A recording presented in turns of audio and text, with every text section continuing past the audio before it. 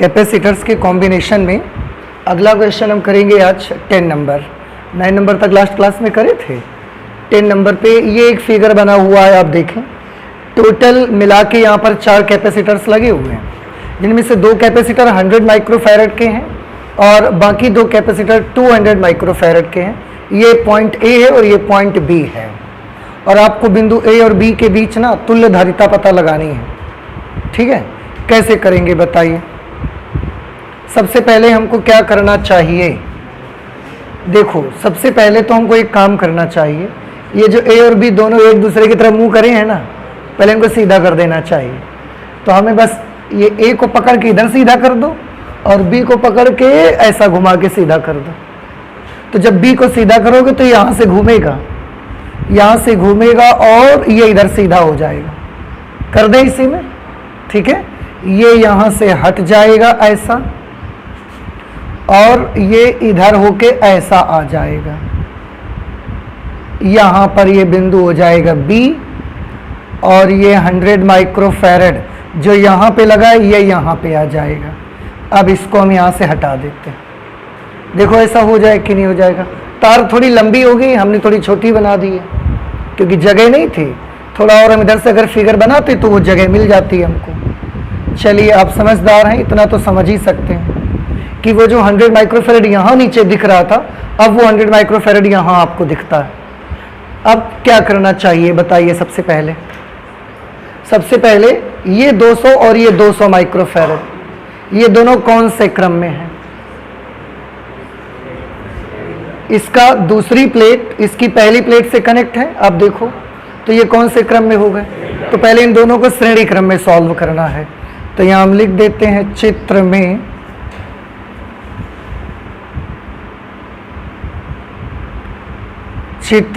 200 microfarad तथा 200 microfarad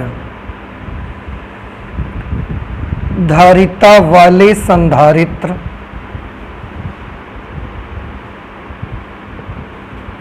श्रेणी क्रम में है।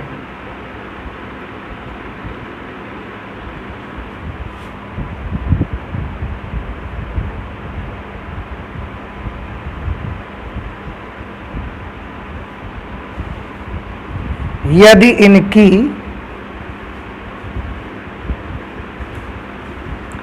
तुल्य धारिता C' हो, तब बताइए 200 और 200 माइक्रोफैरड श्रेणी क्रम में है।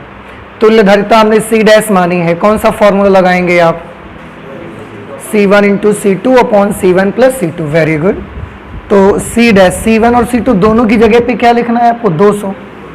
तो यहाँ पर लिखेंगे 200 गुणे 200 बटे 200 प्लस 200। इस तरह से C' की जो वैल्यू आएगी ऊपर मल्टीप्लाई करेंगे तो ये आएगा 40,000 अपॉन 200 प्लस 200, ये हो जाएगा 400।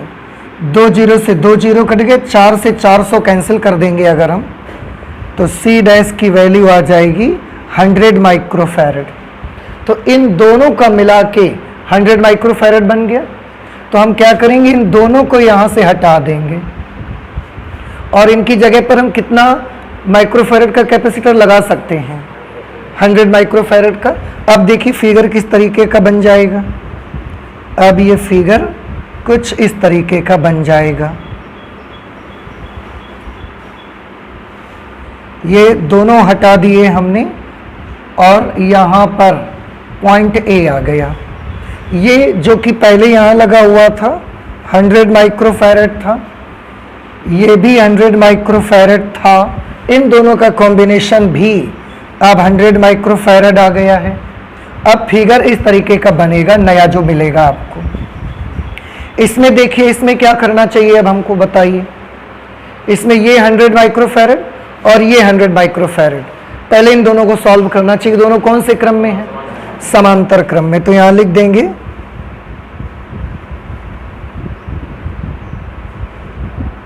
चित्र में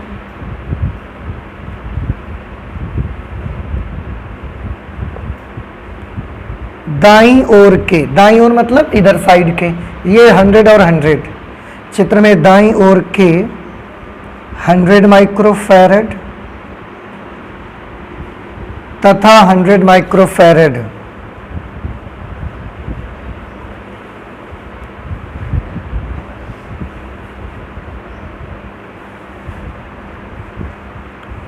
धारिता वाले संधारित्र समांतर क्रम में हैं।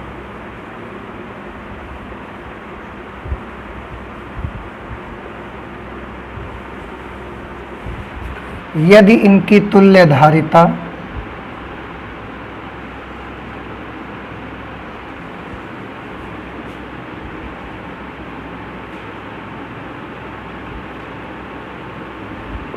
C डबल डैश हो तब समांतर क्रम में क्या करते हैं बताइए?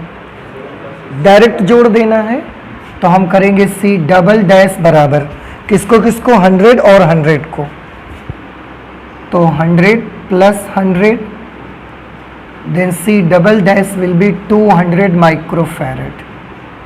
तो अब इन दोनों का मिला के 200 माइक्रोफैरड हो गया। तो हम चाहें तो इन दोनों कैपेसिटर्स को यहाँ से हटा करके और इन दोनों की जगह पर एक लगा सकते हैं 200 माइक्रोफैरड का। अगर हम ऐसा करेंगे तो अब हमारा फिगर किस तरीके का दिखेगा? ये कुछ इस तरीके का अब आपको दिखेगा। This is point A B, ये पहले से ही 100 माइक्रोफैरड है और ये जो कॉम्बिनेशन हमने निकाला है इन दोनों का, ये 200 माइक्रोफैरड आ गया है। और अब इन दोनों को आप देख सकते हैं कौन से क्रम में आपको दिख रहे हैं, ये श्रेणी क्रम में। तो यहाँ लिख देंगे चित्र में, बस जिनको जिनको आप कैलकुलेट करते जाओ उनका एक मॉडिफाइड फिगर बनाते जाओ, आपको बहुत आसान हो जाता है ये सब समझना। चित्र में 100 माइक्रोफैरड तथा 200 माइक्रोफैरड धारिता वाले संधारित्र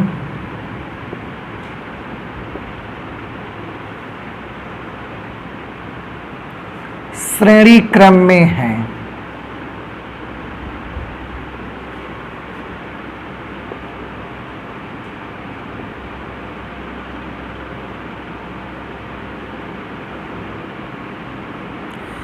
यदि इनकी तुल्य धारिता, अब हम क्योंकि यहां से हमारा आंसर आ जाएगा फाइनल, इसलिए हम तुल्य धारिता CE मान लेते हैं। यदि इनकी तुल्य धारिता CE है तब कौन सा फॉर्मूला लगेगा बताइए? दो संधारित्र श्रेणी क्रम में है, C1 C2 upon C1 plus C2। तो CE is equal to C1 और C2 की जगह पर कौन है? 100 और 200। तो C1 into C2 100 into 200 upon C1 plus C2 100 plus 200। Calculate करो, 100 को 200 से मल्टीप्लाई करेंगे तो ये आ जाएगा 20,000। इसका गुणा करेंगे ना 20,000 और 100 में 200 जोड़ोगे तो कितना हो जाएगा? 300। 2 0 से 2 0 कैंसिल हो गए और CE की वैल्यू हमको मिल गई 200/3 और माइक्रोफैरड। ये आ गई बिंदु A और B के बीच तुल्य धारिता, क्योंकि इसके बाद सारा कॉम्बिनेशन कंप्लीट हो गया, इसके बाद कोई कैपेसिटर बचा नहीं, तो ये हमारा आंसर हो जाएगा 200/3 माइक्रोफैरड। ठीक है, आप इसे नोट कर लीजिए। इसके बाद हम लोग नेक्स्ट क्वेश्चन पर आते हैं। ठीक है, नेक्स्ट क्वेश्चन नंबर 11 आप देखिए, उसमें ये एक फिगर बना हुआ है जिसमें टोटल मिला के 7 कैपेसिटर्स लगे हुए हैं A और B बिंदुओं के बीच में। ठीक है, और इस तरह से ये एक 8 माइक्रोफैरड का है, 2 माइक्रोफैरड के ये 2 कैपेसिटर हैं, ये 6 माइक्रोफैरड, ये 12 माइक्रोफैरड, ये 4 माइक्रोफैरड, और यहाँ पर एक लगा हुआ है वो 1 माइक्रोफैरड का लगा हुआ है। ठीक है, अब देखिए 1 बाई 1 कैसे कैलकुलेट करेंगे, बड़ी आसानी से। ध्यान से देखें, ये 2 माइक्रोफैरड और ये 2 माइक्रोफैरड जो आप देख रहे हैं, आपको ये कौन से क्रम में महसूस हो रहा है, कौन से क्रम में दिख रहे हैं? ये जब आप यहाँ से एंटर करेंगे तो एक रास्ता यहाँ से यहाँ तक आने का ये है और एक रास्ता ये है, अलग अलग रास्ते हैं। चार्ज डिस्ट्रीब्यूट हो जाएगा जब चलेगा, यहाँ से जो आवेश आएगा वो थोड़ा इधर चला जाएगा, थोड़ा इधर। अगर चार्ज डिस्ट्रीब्यूट हो रहा है इसका मतलब ये दोनों कौन से क्रम में है? समांतर क्रम में। और वैसे भी चाहे जो रूल से आप देख लो, इसकी एक प्लेट इस बिंदु से, इसकी भी एक प्लेट इस बिंदु से, इसकी एक प्लेट इस बिंदु से, इसकी भी एक प्लेट इस बिंदु से, तो ये दोनों आपस में कौन से क्रम में है? समांतर क्रम में है। तो हम एक काम करेंगे, सबसे पहले इन्हीं को कैलकुलेट करेंगे। तो लिखते हैं चित्र में 2 माइक्रोफैरड तथा 2 माइक्रोफैरड, और तो कहीं 2 माइक्रोफैरड है नहीं, तो कंफ्यूजन भी नहीं होगा। 2 माइक्रोफैरड तथा 2 माइक्रोफैरड धारिता वाले संधारित्र कौन से क्रम में है बताइए? समांतर क्रम में है।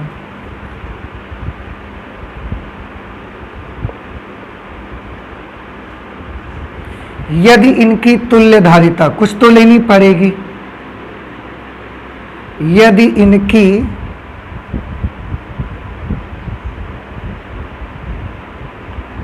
तुल्य धारिता C डैश है, तब बताइए कौन सा फॉर्मूला लगाएंगे आप इस पे? समांतर क्रम में है ना, क्या करेंगे? डायरेक्ट जोड़ देंगे C1 प्लस C2। तो C dash is equal to C1 plus C2, 2 plus 2, C dash is equal to 4 microfarad. तो देखो बेटा, इन दोनों का कितना आ गया? इन दोनों का मिला के 4 आया ना। अच्छा, एक काम और कर लेते हैं, यहां पर ध्यान से देखिए, इस साइड में अगर आप इस जगह से इस रास्ते में चल पड़ेंगे तो ये वाला कैपेसिटर भी पड़ेगा और ये वाला कैपेसिटर भी पार करना पड़ेगा आपको। तो अगर यहां से यहां तक देखें केवल फिगर इतना, तो ये 6 माइक्रोफैरड और 12 माइक्रोफैरड, ये दोनों कौन से क्रम में है? वेरी गुड, श्रेणी क्रम में है, क्योंकि एक के बाद एक आ रहा है। इसकी दूसरी प्लेट इसकी अगली, इसकी पहली प्लेट से जुड़ी है, तो ये दोनों श्रेणी क्रम में लगे हैं। इनको भी कर लेते हैं, फिर मॉडिफाइड फिगर बाद में बनाते हैं। अभी हम लोग यहां से और निकाल लेते हैं। चित्र में 6 माइक्रोफैरड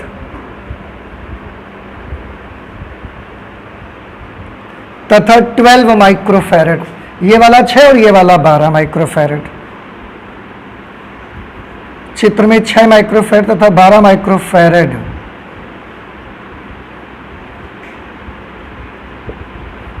धारिता वाले संधारित्र, धारिता वाले संधारित्र श्रेणी क्रम में है।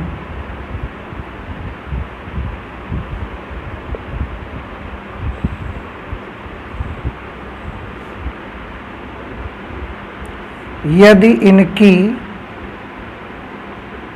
तुल्य धारिता, इनकी तुल्य धारिता कुछ मान लो C डबल डैश ले लेते हैं। यदि इनकी तुल्य धारिता C डबल डैश है, तब इसके लिए कौन सा फॉर्मूला लगाइएगा? C1 C2 upon C1 plus C2।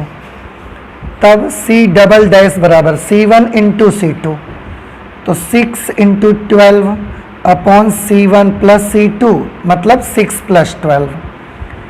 इस तरह से C double dash is equal to 12 को 6 से गुणा करिए, 72, 12 छंग 72, और 12 और 6 कितने हो गए? 18। 18 से हम इसको कैंसिल कर देंगे, then C double dash will be 4 microfarad. इन दोनों का मिला के 4 माइक्रोफैरड आ गया। अब थोड़ा सा जरा इसका हम मॉडिफाइड फिगर बना ही लेते हैं। देखिए,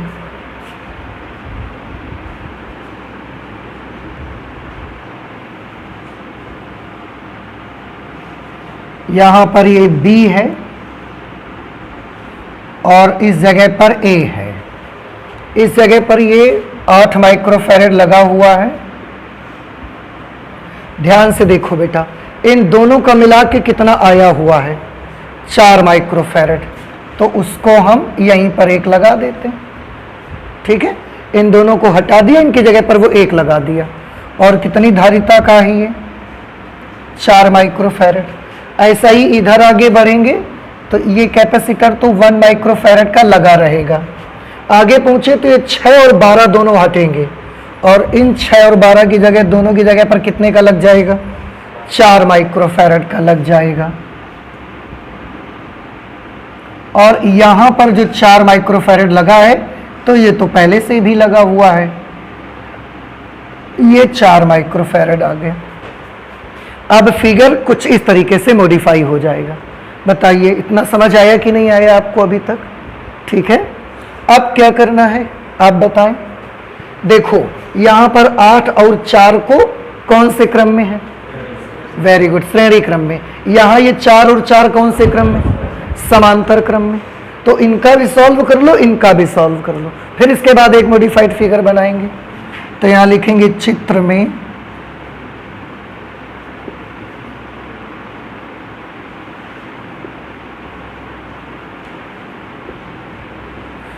में बाईं ओर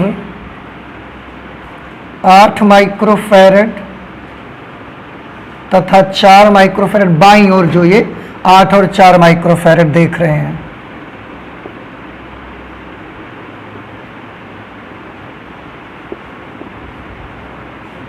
श्रेणी क्रम में है। यदि इनकी तुल्य धारिता C ट्रिपल डैश है, ट्रिपल डैश हो, तब आप सभी अब समझते हैं formula C1 into C2 upon C1 plus C2 लगेगा। C1 into C2 8 into 4 upon 8 plus 4, तो C ट्रिपल डैश की वैल्यू आ जाएगी, ये आ गई 32 अपॉन 12। 4 से आप कैंसिलेशन कर सकते हैं, 4 अट्ठे 32, 4 तियां 12, 8/3 माइक्रोफैरड इन दोनों का मिला के आ गया। तो अब इन दोनों को हटाएंगे और इनकी जगह पर कितने धारिता का लगा सकते हैं कैपेसिटर? 8/3 माइक्रोफैरड। तब तक इधर 4 और 4 ये दोनों कौन से क्रम में हैं? समांतर क्रम में। लिखेंगे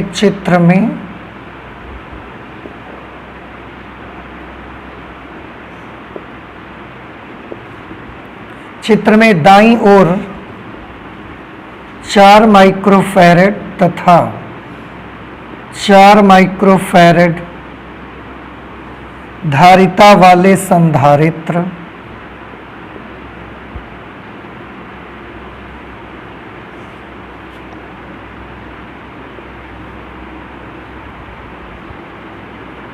समांतर क्रम में है। यदि इनकी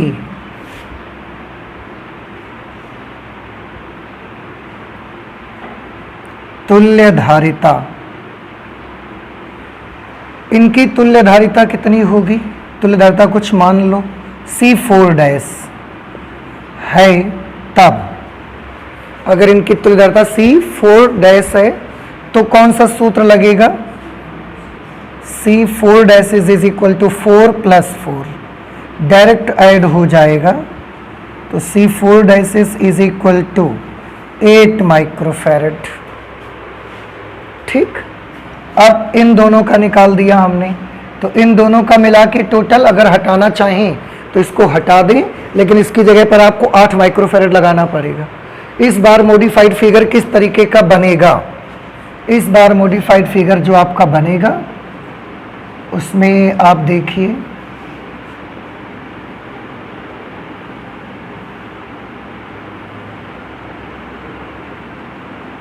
ये B है, ये A, यहाँ पर 1 माइक्रोफैरड का कैपेसिटर है अभी भी। इन दोनों को मिला करके 8/3 आ गया है, तो यहाँ पर हम 1 लगा लेते हैं, 8/3 माइक्रोफैरड, और इन दोनों का मिला के 8 माइक्रोफैरड है, तो आप यहाँ पर लगा लीजिए 8 माइक्रोफैरड। अब 3 बचे बस, अब कैसे करेंगे बताइए? सबसे पहले एक काम कर लो, ये 1 माइक्रोफैरड और ये 8 माइक्रोफैरड आप गौर से देखें तो एक ही लाइन पे पड़ते हैं दोनों, और इसकी दूसरी प्लेट इसकी पहली प्लेट से जुड़ी हुई है, तो ये दोनों आपस में कौन से क्रम में हो गए? तो पहले इन दोनों को श्रेणी क्रम में सॉल्व कर लिया जाए। तो यहाँ पर लिख देंगे चित्र में 1 माइक्रोफैरड तथा 8 माइक्रोफैरड श्रेणी क्रम में हैं।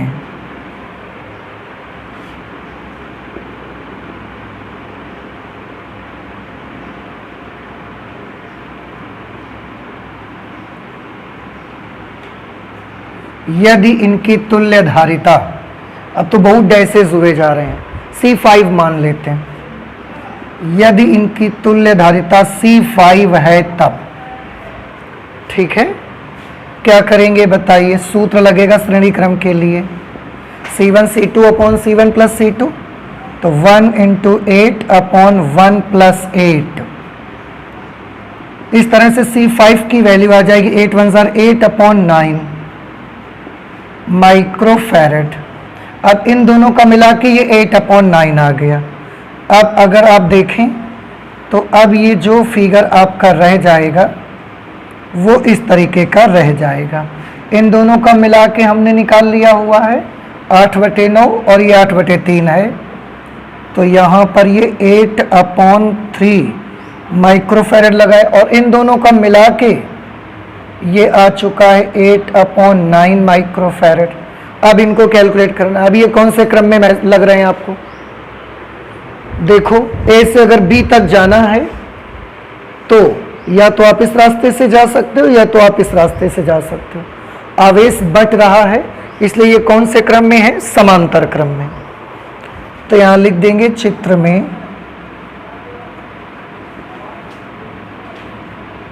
8/3 माइक्रोफैरड तथा 8/9 माइक्रोफैरड समांतर क्रम में है।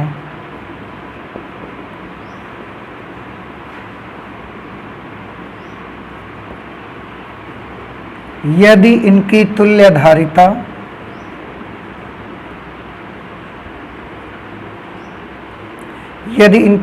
धारिता CE हो, क्योंकि अब लास्ट आंसर आ जाएगा इसलिए हम CE मान लेते हैं, तब समांतर क्रम में है, डायरेक्ट एडिशन हो जाएगा। तो ये 8 अपॉन 3 प्लस 8 अपॉन 9, इन दोनों में से एलसीएम ले लेंगे। 3 और 9 का एलसीएम कितना आएगा? 9। 3 से भाग दीजिए, 3 3 9 और उस 3 का ऊपर 8 में गुणा करवा दो, 24 प्लस 9 से भाग देंगे, एक बार जाएगा, 1 का गुणा 8 में कर देंगे। इस तरह से आप सॉल्व करेंगे तो CE की वैल्यू आपको मिलेगी 24 और 8 32, 32/9 माइक्रोफैरड। ठीक है, अब जाके कहीं आपका आंसर आया तो इस क्वेश्चन का ये जो फिगर बना हुआ था, A और B के बीच तुल्य धारिता आई है 32/9 माइक्रोफैरड। ठीक है, आपको समझ आया कि नहीं आया? क्यों भाई नहीं आया? आ गया? तो ऐसे आप करेंगे, जिसको सॉल्व करते जाओ उसके फिगर में उन 2 की जगह 3 की जगह पर 1 बनाते जाओ और देखेंगे लास्ट में एक ऐसा फिगर बड़ा इजी बन जाएगा जिसको आपको फॉर्मूला लगाना आएगा ही। ठीक है, नोट कर लीजिए। अगर कोई भी फिर भी कोई प्रॉब्लम है तो जरूर बताएं हमें, नोट कर लें। इसके बाद नेक्स्ट क्वेश्चन सॉल्व करते हैं। नेक्स्ट 12 नंबर देखें बेटा। इसमें यहां पर A है और यहां पर B है और ये उसके बीच में एक फिगर बना हुआ है जिसमें 3 3 6 और 3 9 कैपेसिटर लगे हैं A और B के बीच में, और आपको A और B के बीच तुल्य धारिता का मान पता लगाना है। ठीक है, तो आप कैसे सॉल्व करोगे? देखिए गौर से, आप राइट हैंड साइड से स्टार्ट करिए और राइट हैंड साइड से स्टार्ट करने के लिए सबसे पहले केवल फिगर का इतना हिस्सा देखिए, इतना मत देखिए, इधर वाले हिस्से को देखो।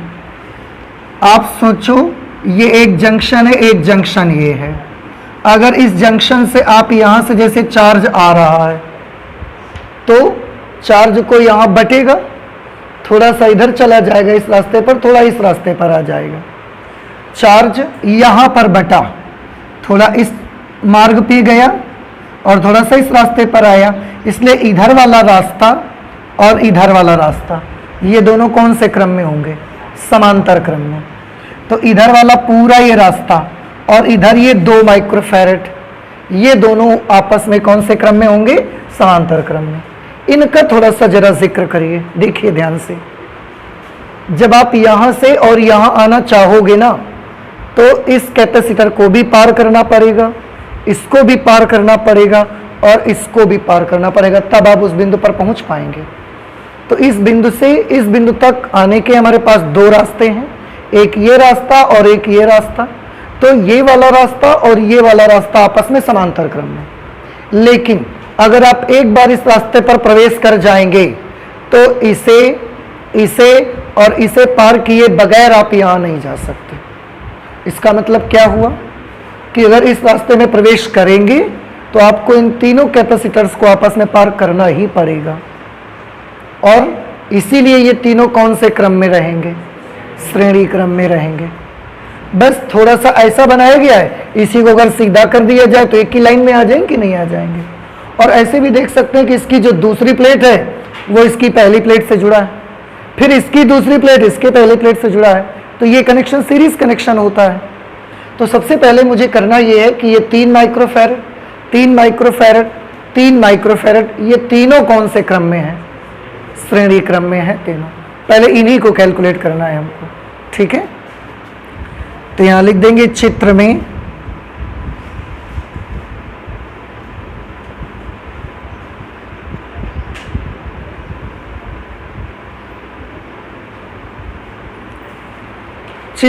दाईं ओर के 3 माइक्रोफैरेड धारिता वाले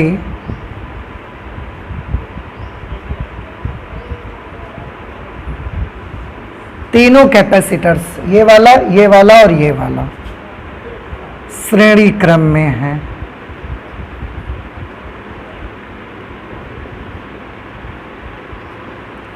यदि इनकी तुल्य धारिता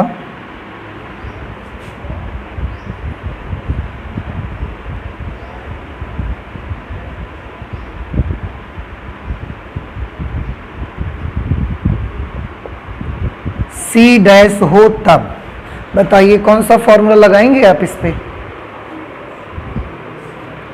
3 संधारित्र हैं, 3 और 3 के तीनों श्रेणी क्रम में हैं। 1/C is equal to 1/C1 plus 1/C2 plus 1/C3। तो 1/C dash is equal to 1/3 plus 1/3 plus 1/3, क्योंकि तीनों 3 माइक्रोफैरेड धारिता के हैं। अब आप बेटा अगर इसे सॉल्व करेंगे तो 1/C dash is equal to 1/3 1/3 1/3 जुड़ करके कितना हो गया? 3/3। ये 3 एकम 3 3 एकम 3 क्रॉस गुणा करोगे, C dash is equal to 1 microfarad. तो अब ध्यान से देखिए, इसका और इसका तीनों का मिला करके कितना आ गया? 1 माइक्रोफैरेड। तो हम क्या कर सकते हैं, इन तीनों को हटा दें, इनकी जगह पर एक कैपेसिटर लगाएं, वो भी कितने माइक्रोफैरेड धारिता का? 1 माइक्रोफैरेड धारिता का। बस चलिए बनाते हैं इसका फिगर। तो फिर हम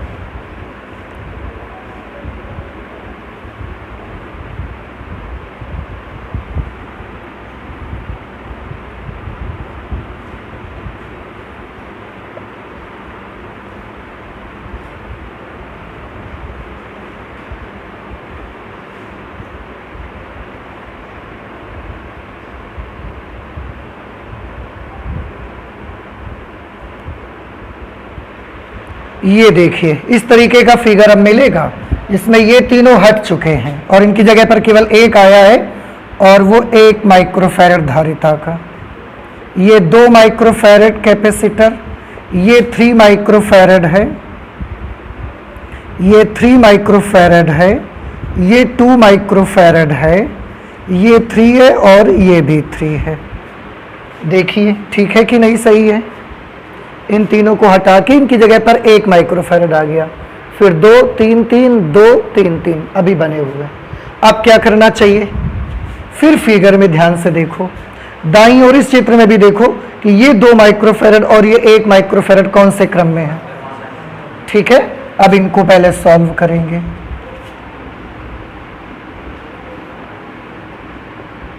चित्र में दाईं ओर 2 माइक्रोफैरड तथा 1 माइक्रोफैरड, 2 माइक्रोफैरड तथा 1 माइक्रोफैरड धारिता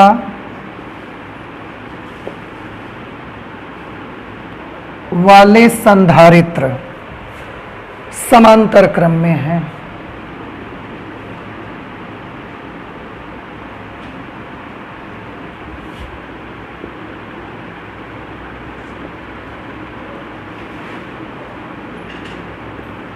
यदि इनकी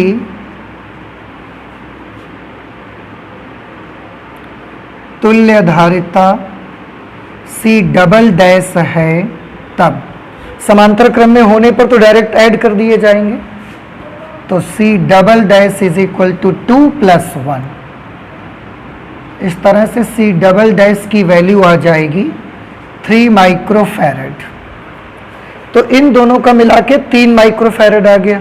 अब आप इन दोनों को हटा दीजिए, इनकी जगह पर एक कैपेसिटर लगाइए और वो भी 3 माइक्रोफैरड कैपेसिटेंस का। चलिए हम फिर हटा देते हैं इसको, और फिर से इस फिगर का कुछ बदला हुआ रूप आपको दिखेगा यहाँ पर।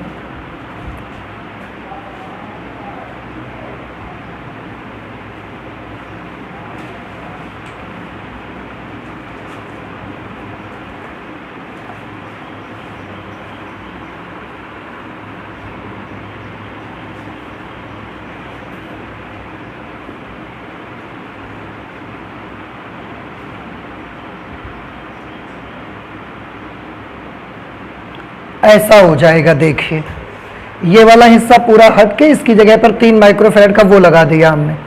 ये 3 ऊपर लगा, ये 3 नीचे लगा, ये 2 ये लगा, ये 3 और 3 दोनों लगे।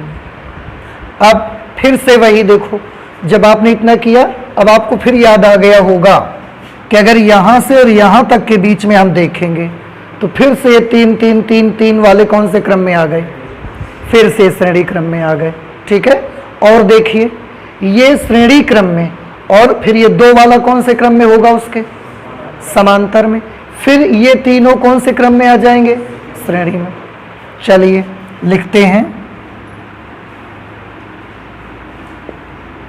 चित्र में दाईं ओर 3 माइक्रोफैरड धारिता वाले तीनों संधारित्र, दाईं ओर 3 माइक्रोफैरड धारिता वाले तीनों संधारित्र,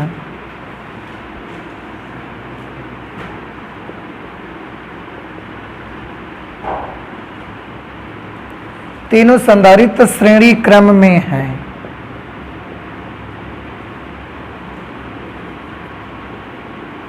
यदि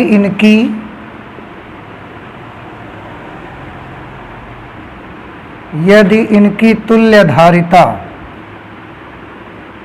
C ट्रिपल डैश हो, तब C ट्रिपल डैश होगी इनकी, तो फिर इसको सॉल्व कैसे करेंगे, 1/C triple dash is equal to 1/3 + 1/3 + 1/3। इस तरीके से 1/C triple dash is equal to 3/3, और जब आप कैलकुलेट करेंगे तो ये आपको 1 माइक्रोफैरड कैपेसिटेंस का मिल जाएगा। तो फिर से देखो इन तीनों का मिला के कितना आ गया, 1 माइक्रोफैरड। इनको हटाएंगे, इनकी जगह 1 माइक्रोफैरड लगा देंगे। आप देखेंगे तो फिर से ये कुछ इस तरीके का फिगर आपको दिखने लगेगा।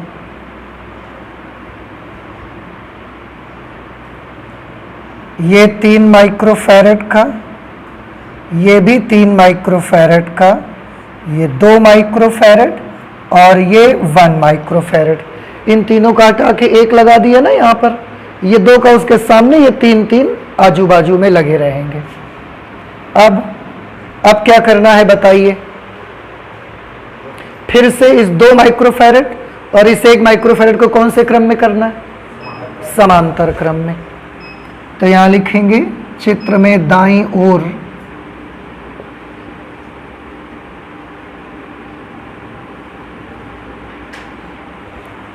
दो माइक्रोफैरड तथा 1 माइक्रोफैरड धारिता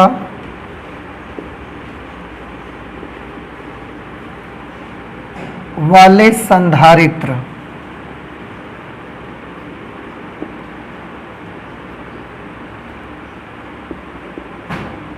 समांतर क्रम में है यदि इनकी तुल्य धारिता यदि इनकी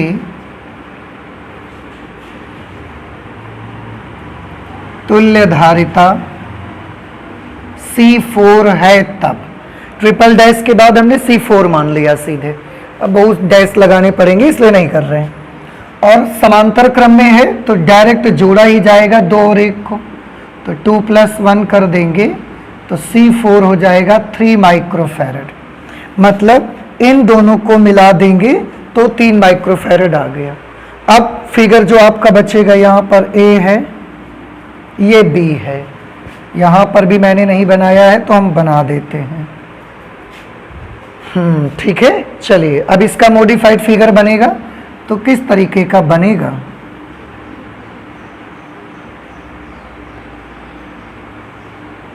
ये 3 माइक्रोफैरड कैपेसिटर, ये भी 3 माइक्रोफैरड कैपेसिटर, यहाँ पर पॉइंट A है, यहाँ पर B है। देखो बेटा ये बचा और इन दोनों का मिला के 1 लगा दिया, वो कितने का आएगा, वो आएगा ये 3 माइक्रोफैरड धारिता का। ठीक है, अब पूरे चित्र को फिर से एक बार देखो, अब कैसा नजर आ रहा है ये आपको। आपको नहीं लगता कि A और B के बीच में तीनों संधारित्र कौन से क्रम में जुड़े, श्रेणी में जुड़े हैं। तो बस अब यहीं से हमारा आंसर आ जाएगा। चित्र में 3 माइक्रोफैरड धारिता वाले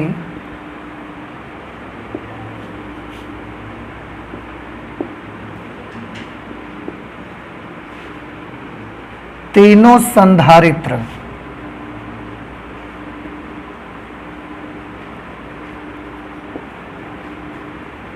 श्रेणी क्रम में हैं यदि इनकी तुल्य धारिता CE हो तब, क्योंकि अभी यहीं से फाइनल आंसर आ जाएगा तो हम CE मानने ले रहे हैं। श्रेणी क्रम में है तो फॉर्मूला लगाएंगे 1/CE is equal to 1/C1 + 1/C2 + 1/C3। C1 C2 C3 सब 3 है, 1/3 + 1/3 + 1/3, इस तरीके से 1/CE is equal to 3/3। 3 Ekam 3, 3 Ekam 3, cross multiply करेंगे तो CE की वैल्यू 1 माइक्रोफैरड आ जाएगी। देखिए ये तो वही बात हो गई, खोदा पहाड़ निकली चुईया। कैसे, कितने कैपेसिटर लगा के रखे थे आपने और पूरा बोर्ड भर दिया सॉल्व करते करते। कितने थे, 3 3 6 3 9 कैपेसिटर थे, और उनमें से 6 कैपेसिटर 7 कैपेसिटर ऐसे थे जो 3 माइक्रोफैरड के थे, और 2 कैपेसिटर ऐसे थे जो 2 माइक्रोफैरड के थे। हम चाहें तो इन सब कैपेसिटर को हटा दें और A और B के बीच केवल कितने का लगा दें, वही काम करेगा जो ये 9 मिलकर कर रहे हैं। तो कोई फायदा नहीं है, इनको हटा दो, केवल कितने का लगा लो, 1 माइक्रोफैरड का। ये उतना ही चार्ज स्टोर करेगा जितना ये 9 मिलकर कर रहे थे, उतनी एनर्जी स्टोर करेगा जितने ये 9 मिलकर कर रहे थे, केवल 1 माइक्रोफैरड का। तो ये बेनिफिट है इक्विवेलेंट कैपेसिटेंस फाइंड करने का। ठीक है, हमको पता लगता है कि अगर हम इतने कैपेसिटर हटाएंगे तो इनकी जगह पर हमें कितने कैपेसिटर्स लगाने पड़ेंगे।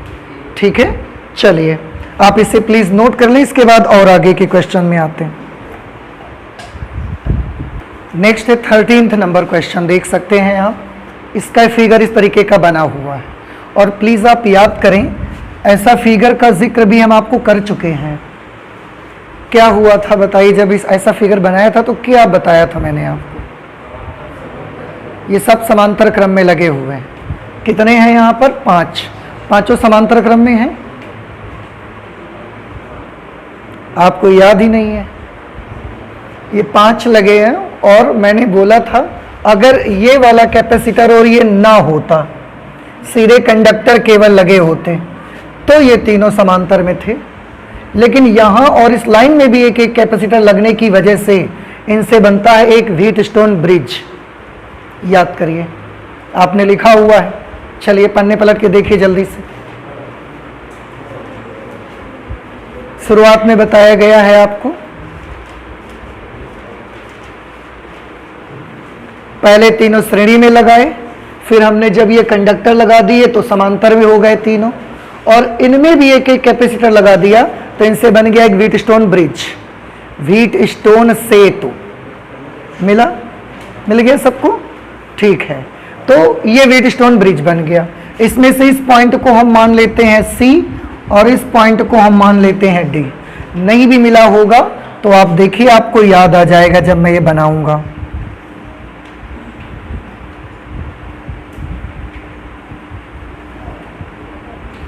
ऐसा कोई फिगर बना था, यहां पर पॉइंट A है सबसे किनारे, राइट हैंड साइड पे सबसे किनारे पॉइंट B है, बीच में एक जगह C है और एक जगह D है।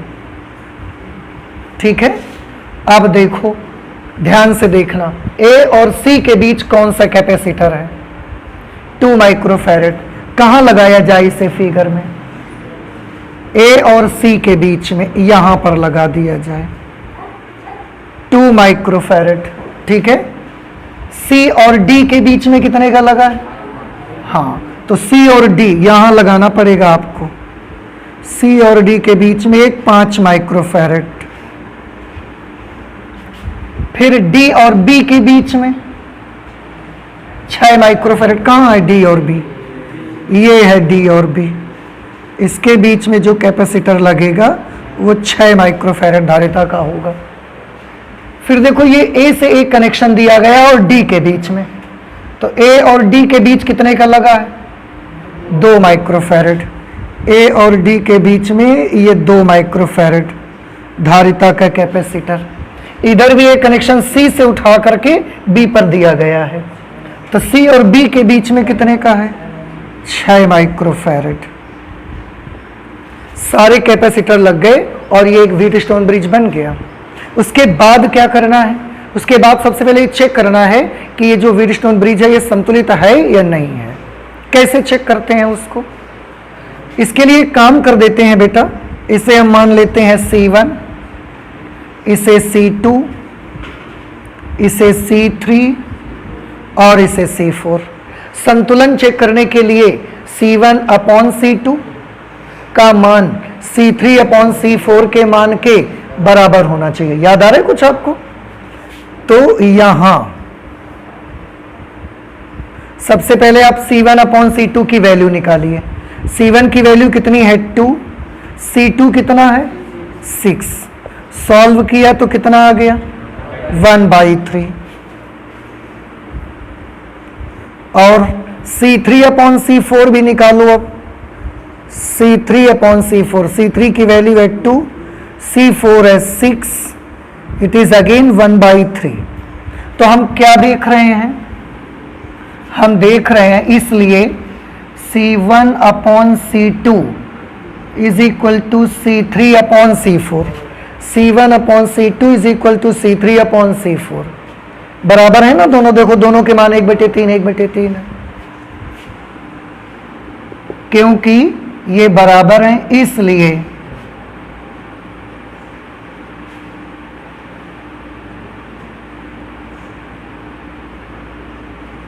व्हीटस्टोन सेतु कैसा है? संतुलित है।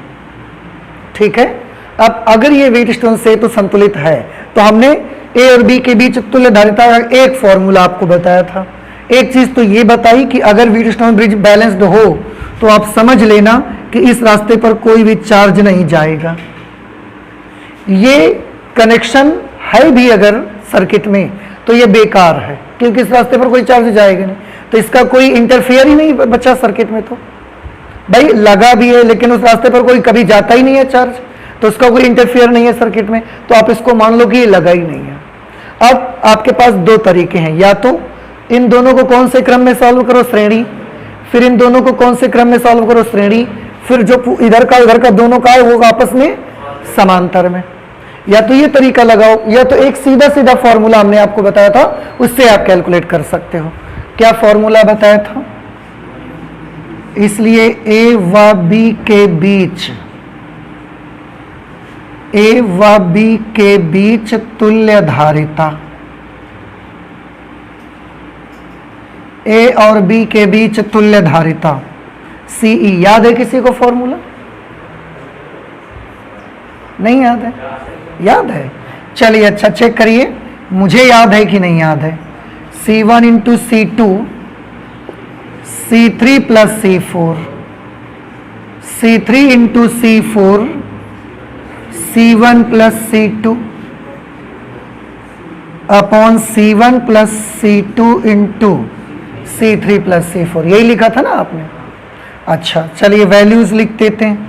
C1 है 2, C2 है 6, C3 है 2, C4 है 6, plus C3 into C4 2 into 6, और C1 plus C2 2 plus 6 upon C1 plus C2 2 plus 6, C3 plus C4 2 plus 6। Solve करिए, ये 6 और 2 जुड़ के कितने बने? 8, 8 छंग नहीं आता, 6 और 2 कितने हुए? 8, 8 छंग 48 गुणे 2 96, 48 2 96, प्लस यही भी तो सेम वही है, यहाँ 8 गुणे 8 कितना हो गया? 64, 96 दूना 192, 2 छंग 12 दूने 18 1 19 बटे 64। हमें लगता है 64 तिया भी 192 होते हैं, नहीं होते। 3 चौके 12 3 छंग 18 1 19। इस तरह से सीई की वैल्यू कितनी आ जाएगी? 3 माइक्रोफैरड। तो जो इतना पूरा जाल बिछा के रखा है ना अपने ए और बी के बीच में, ये पूरा नेट हटा दीजिए कैपेसिटर्स का और केवल एक लगा लो, कितने का? 3 माइक्रोफैरड धारिता का। Same charge same energy storage मिलेगा जितना ये 5 मिलकर कर रहे हैं। नहीं पसंद आया? समझ आ गया आपको? ओके, तो आप प्लीज इसे नोट कर लें, इसके बाद हम और आगे कैलकुलेशन करते हैं। ठीक है, एक फिगर में बना देता हूं, इसे आप सब लोग घर से सॉल्व करेंगे, ठीक है? और नहीं आएगा तो बताएंगे मुझे। ये आप 14 नंबर पे सॉल्व करेंगे। मैं इस फिगर को बना देता हूं। This is point A, this is point B. एक कैपेसिटर यहां लगाया हमने, एक यहां पर लगा दिया है और एक कैपेसिटर यहां लगा दिया। एक इस जगह पर लगा हुआ है, एक कैपेसिटर यहां पर लगा हुआ है और एक कैपेसिटर यहां लगा हुआ है। ये जो बीच में लगे हैं सब सी धारिता के लगे हुए हैं। ये जो लास्ट में लगा है ये 2C धारिता का कैपेसिटर लगा हुआ है। 1 मिनट के लिए आप देखें इधर और उसके बाद आप नोट करिएगा। इस फिगर को देखो, कुछ जाना पहचाना सा नहीं लग रहा है आपको? लग रहा है जाना पहचाना? क्या जान पहचान है इससे आपकी, बताइए। देखो ध्यान से, इतना फिगर अगर आप देखेंगे तो ये तो यही है, पूरा व्हीटस्टोन ब्रिज बन जाएगा। इसका मतलब ये ऐसा आ जाएगा, इस तरह से। यहां पर A होगा और यहां पर कौन होगा? B। ठीक है, सारे के सारे C लगे हुए हैं, तो यहां पर इस जगह पर, इधर और यहां सारी कैपेसिटर C धारिता के ही हैं। बीच में एक जगह पर आप कुछ मान सकते हैं, इसको D मान लेते हैं और इसको E मान लेते हैं, तो ये D और ये E सारे कैपेसिटर सी धारिता के ही हैं, केवल एक कैपेसिटर यहां पर और जोड़ दिया गया है 2C धारिता का। अब आपको क्या लगता है आप कैसे सॉल्व करेंगे? पहले तो ये मुझे बताइए। हाँ बताइए। अरे हाँ, सबसे पहले हम यहां से लेकर यहां तक का कैलकुलेशन इस मेथड से कर लेंगे। समझ आया? नहीं समझ आया? फिर इतने पूरे का कोई एक वैल्यू मिल जाएगी हमको। हम अगला मॉडिफाइड फिगर बना लेंगे। फिर मॉडिफाइड फिगर बनाएंगे मतलब इस पूरे को हटा करके इसकी जगह पर कितने कैपेसिटर लगेंगे? एक कोई कैपेसिटर लगेगा, वो लगा देंगे। आगे फिर इसको लगा देंगे 2C वाले को, और ये B। मैं आपको बताऊं इसकी धारिता C आ जाएगी। एक चीज हमेशा के लिए याद रख लीजिए, अगर व्हीटस्टोन ब्रिज बैलेंस्ड है और उसमें लगे सारे संधारित्रों की धारिताएं बराबर हैं, तो उसका आंसर भी किसी एक धारिता के बराबर आता है। देखो सारे के सारे C धारिता के लगे, तो इतने की तुल्य धारिता भी कितनी आ जाएगी? C। ये भी एक चीज आपको दिमाग में अब रखना है कि अगर व्हीटस्टोन ब्रिज में सारे कैपेसिटर्स सेम कैपेसिटेंस के लगे हुए हैं, तो उस व्हीटस्टोन ब्रिज का जो इक्विवेलेंट कैपेसिटेंस होगा वो किसी एक की धारिता के बराबर हो जाएगा। नहीं समझ आया? तो इसका C आ जाएगा और ये 2C। फिर इसके बाद क्या करोगे बताइए? हाँ जी, ये दोनों श्रेणी क्रम में, तो C और 2C का सीरीज कॉम्बिनेशन कैलकुलेट कर लेंगे। C1 into C2 upon C1 plus C2, 2C square upon 3C, यानी कि 2C अपॉन 3। ये आपका आंसर आ जाएगा। आंसर लिख लीजिए। कैलकुलेशन, अब मुझे आप पर पूरा भरोसा है, आप कर लेंगे। ठीक है, तो ये 14 नंबर हो जाएगा। प्लीज आप इसे नोट कर लें जल्दी से। नेक्स्ट क्वेश्चन नंबर है आपका 15। उसमें ये एक फिगर बना हुआ है, यहां पर पॉइंट A है और यहां पर पॉइंट B है। ये इतने सारे 1 2 3 4 5 6 कैपेसिटर्स A और B के बीच में अकॉर्डिंग टू द फिगर लगे हुए हैं। आपको A और B के बीच तुल्य धारिता मालूम करनी है। कैसे कैलकुलेट करेंगे? अच्छा एक बात बताइए, अभी तक ये सारा कुछ करना आपको आ रहा है ना समझ में? तो अगर मैं ये बता दूंगा कि इसमें ये वाले इस क्रम में लगे हैं, ये इस क्रम में है, तो आप कर लेंगे ना? कर पाएंगे? अच्छा देखो, हम आपको बताते हैं, इसे सब लोग घर जाकर करेंगे। देखो ध्यान से, ये वाला, ये जो 3 कैपेसिटर आप देख रहे हैं, कौन कौन से? 6 माइक्रोफैरड, 3 माइक्रोफैरड और 2 माइक्रोफैरड। ये तीनों समांतर क्रम में हैं। कैसे? गौर कीजिए, इन तीनों की एक एक प्लेट देखो, इस बिंदु से जुड़ी है कि नहीं जुड़ी है, और इन तीनों की ये वाली प्लेट देखो, इस बिंदु से जुड़ी है। इसकी ये वाली प्लेट यहां से जुड़ी है, इसकी ये प्लेट यहां से जुड़ी है। तो इन तीनों संधारित्रों की एक एक प्लेट एक बिंदु से, दूसरी प्लेट एक दूसरे बिंदु से जुड़ी हुई है। तो ये तीनों संधारित्र आपस में कौन से क्रम में है? समांतर क्रम में। हम थोड़ा सा ऐसा लिखे देते हैं, स्टेप 1, यानी कि सबसे पहले जिसे आप सॉल्व करोगे वो ये रहेगा। और इसे कौन से क्रम में सॉल्व करोगे? समांतर क्रम में। नहीं समझ आया? अच्छा, फिर क्या करेंगे आप? फिर इन दोनों को आप देखिए, इन दोनों को भी अगर आप देखेंगे तो इन दोनों की देखो, इसकी ये वाली प्लेट और इसकी ये वाली प्लेट इस पॉइंट से जुड़ी है। इन दोनों की ये वाली प्लेट इस पॉइंट से और इसकी ये वाली इस पॉइंट से। इन दोनों कैपेसिटर्स की भी एक एक प्लेट एक बिंदु से, दूसरी प्लेटें दूसरे बिंदु से जुड़ी हैं। तो ये दोनों भी कौन से क्रम में हो गए? समांतर क्रम में। तो इन दोनों का भी कॉम्बिनेशन कौन से क्रम में आया? हाँ, तो ये आपका स्टेप 2 रहेगा। स्टेप 2 में इन दोनों को कौन से क्रम में सॉल्व करोगे? समांतर क्रम में। और समांतर क्रम में तो डायरेक्ट जोड़ा ही जाता है, तो जब जोड़ेंगे तो 5 और 4 इसका कितना आ जाएगा? 9। इनका क्या आएगा? 6 3 9 और 2 11। अब इसका सॉल्व करके कोई एक आंसर आ जाएगा 9 माइक्रोफैरड, इसका सॉल्व करके कोई एक आंसर आएगा 11 माइक्रोफैरड। अब आपके पूरे सर्किट में कितने कैपेसिटर होंगे?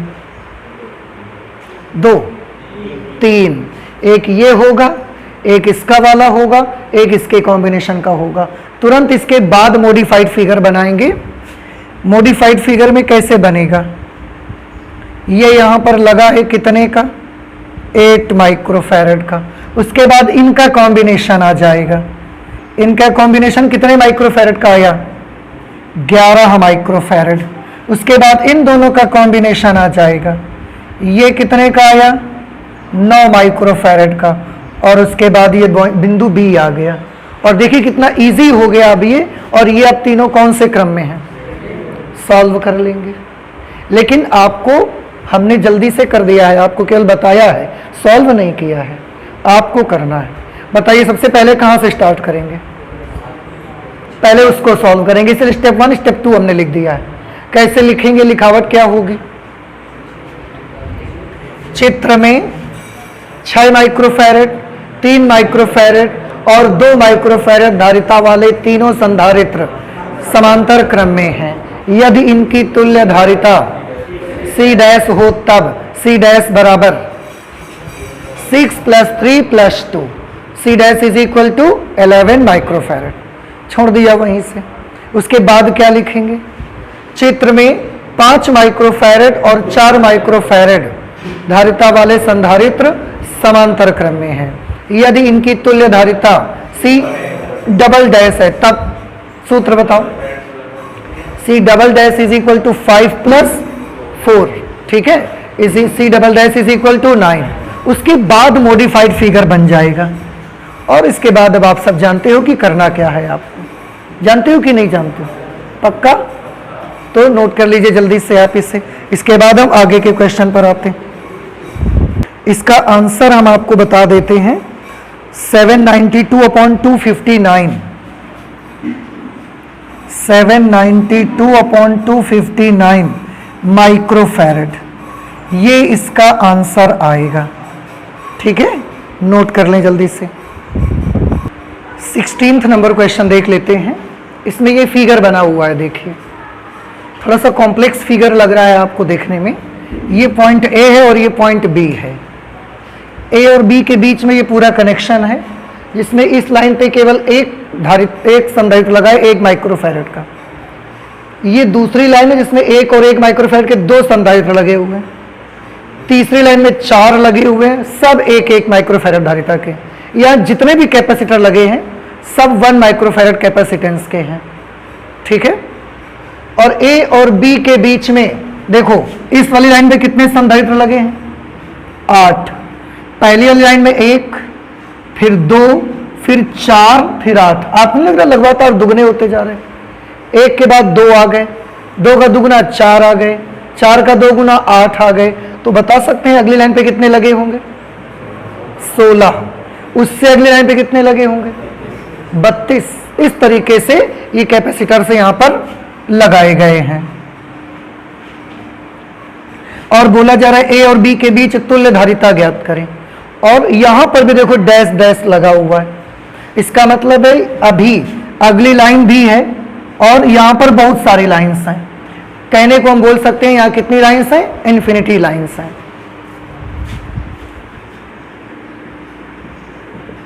इन्फिनिटी लाइंस हैं, यहां पर इतने सारे कैपेसिटर लगे हुए हैं। तो पहली लाइन पर 1, दूसरी में 2, तीसरी में 4, चौथी में 8, पांचवी लाइन पे 16, छठवीं लाइन में 32 और ऐसा करके कितनी लाइनें बनी हुई हैं? इन्फिनिटी लाइंस लगी हुई हैं। ऐसी सिचुएशन पर आपको तुल्य धारिता पता लगानी है। एक काम करिए, सभी लाइंस की तुल्य धारिता पहले निकाल लीजिए। जैसे इस लाइन पे थोड़ा सा देखें, मैं इसका मॉडिफाइड फिगर आपको बना के दिखाता हूं। ये यहां पर A है और ये B है। पहली वाली लाइन पर तो केवल कितने का लगा है? 1 माइक्रोफैरड धारिता का लगा है। दूसरी लाइन में 1-1 माइक्रोफैरड धारिता के 2 कैपेसिटर लगे हैं। और ये दोनों कौन से क्रम में है बता सकते हैं आप मुझे? श्रेणी में कि समांतर में? श्रेणी में। श्रेणी में अगर लगे तो इनकी तुल्य धारिता क्या होगी इन दोनों की? कैसे सॉल्व करते हैं? 1/c, इसका सूत्र लगाएंगे 1/c dash is equal to 1/1 plus 1/1। इस तरह से आएगा 1/c dash is equal to 2/1, या c डैश कितना आ जाएगा 1/2। तो इस लाइन का तुल्यधारिता कितनी आ जाएगी 1/2। तो एक लगाएंगे और वो कितने का लगा देंगे 1/2 माइक्रोफैरड का। नहीं समझ आया?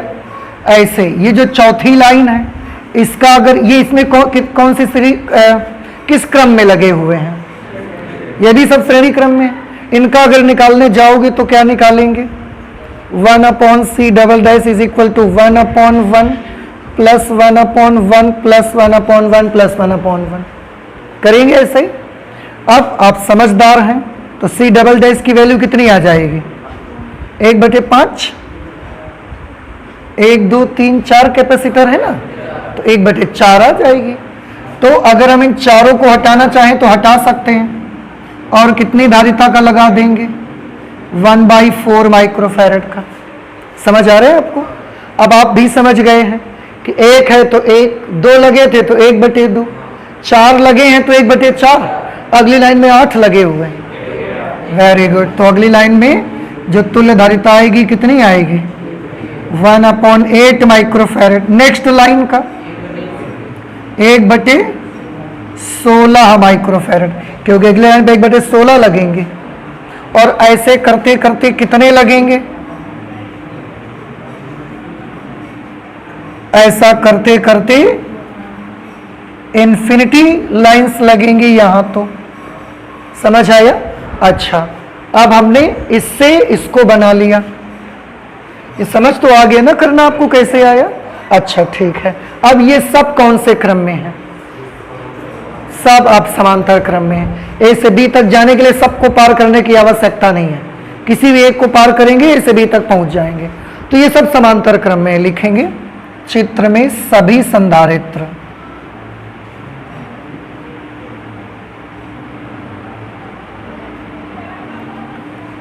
चित्र में सभी संधारित्र समांतर क्रम में है।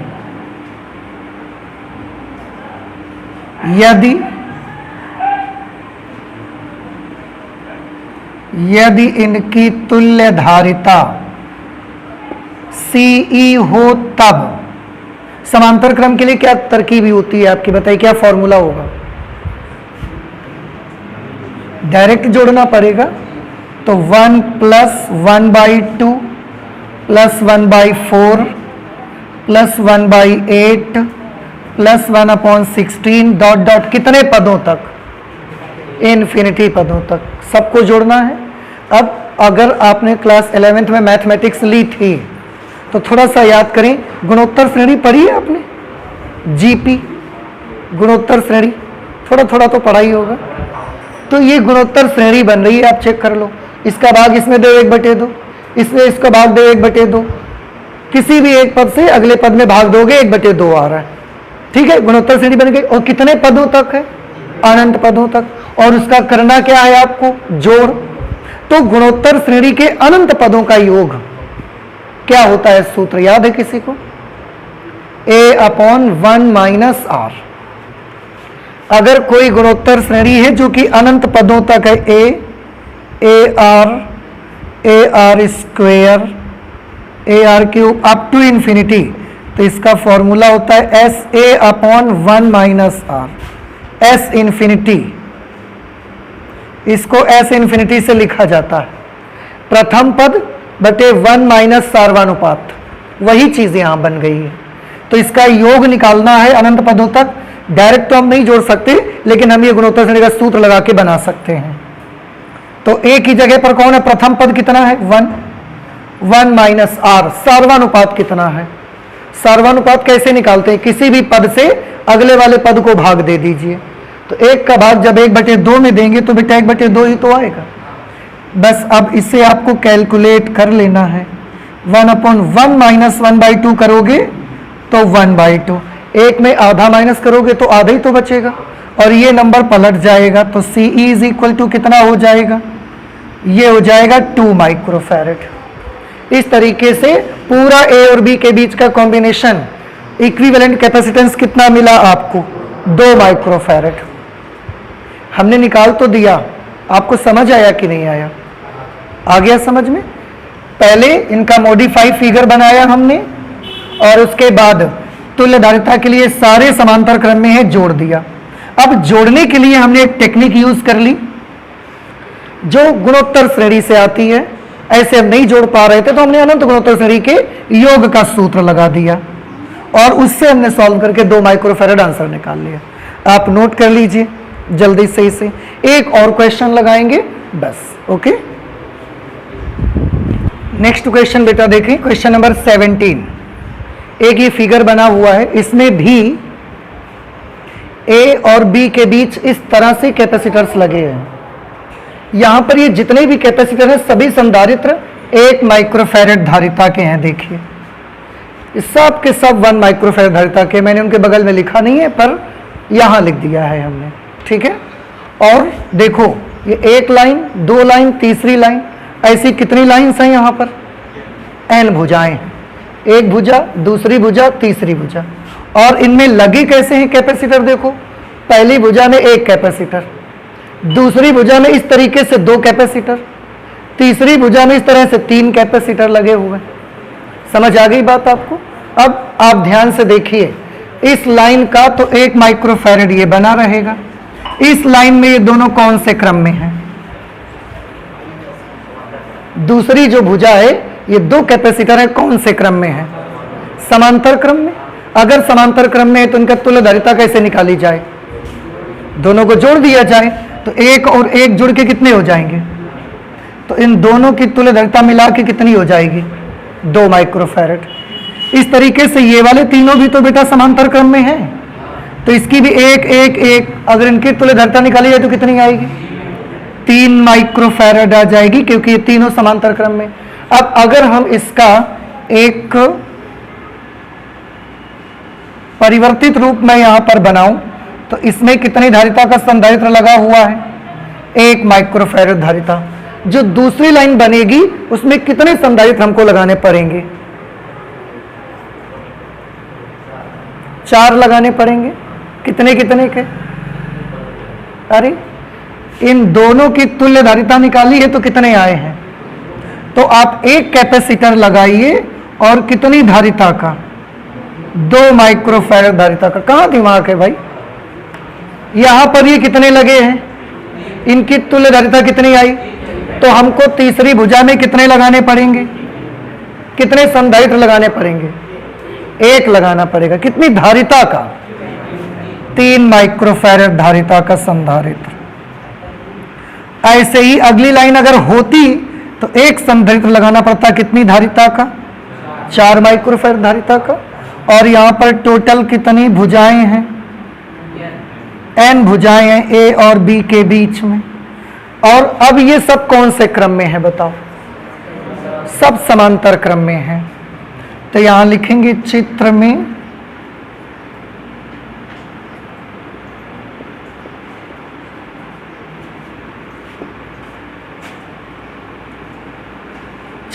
सभी संधारित्र समांतर क्रम में हैं। यदि इनकी तुल्य धारिता CE हो तब। बताइए कौन सा सूत्र लगाइएगा? CE is equal to, direct जोड़ा जाएगा तो 1 + 2 + 3 + 4 dot dot up to n terms, n पदों तक जोड़ेंगे क्योंकि n भुजाएं लगी हैं टोटल। समझ आया? अब अगर आपने मैथमेटिक्स ली है तो क्लास 11th में आपने सिग्मा नोटेशन पढ़ा हुआ था। सिग्मा नोटेशन, सिग्मा संकेतन हिंदी में बोलते थे उसको। उसमें आपको याद है 1 2 3 4 डॉट डॉट n पदों तक अगर जोड़ करना होता था तो उसकी वैल्यू क्या होती थी? सब भूल जाओ तुम लोग, ठीक है।